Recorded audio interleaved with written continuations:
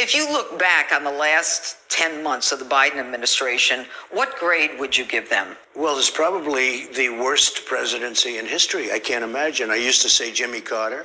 I think this is, though, the worst in the history of our country. If you look at Afghanistan and that horrible thing that happened to our nation with these young people being killed, and by the way, so badly injured, we have over 20.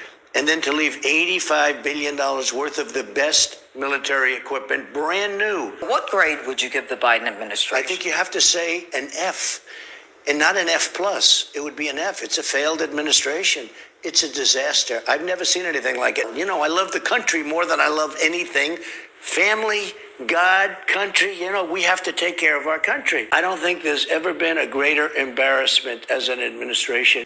Well, I think the military is largely discredited. I think our top people in the military are discredited. You've got an Attorney General, Merrick Garland, who's ready to deploy national law enforcement to supervise what's going on in local jurisdictions, which is a job for the sheriffs and the local police, and he is doubling down. We heard the hearings this week. I've been watching the school board hearings more closely than I ever have, to be honest. Right. And it's so interesting. Yeah, the parents are incensed. They're not terrorists. They're just people that are so upset. They're angry, they're hurt, they're crying because their children are being taught things that, in our opinion, in my opinion, in a vast majority of the people in this country's opinion, they don't want their children to hear about this stuff. How do you see Youngkin doing against McAuliffe next Tuesday? I think he's going to do very well. Look, McAuliffe made a tremendous mistake. I think this is going to cause him tremendous problems come Tuesday. Do you think Youngkin's going to win? He loves Virginia. He loves the win? country. I think he should win. I mean, he should win. I'll be honest. My base has to turn out.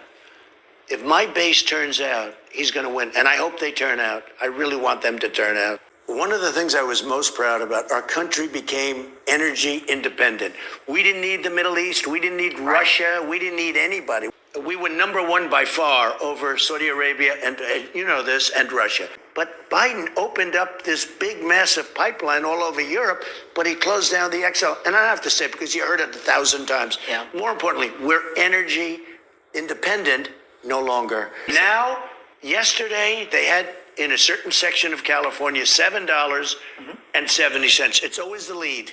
Yeah. It's going to follow, and it's going to go a lot higher than that. And Biden sent people to go see Russia, Saudi Arabia, and other members of OPEC that we need help because we don't have enough. We don't have enough oil.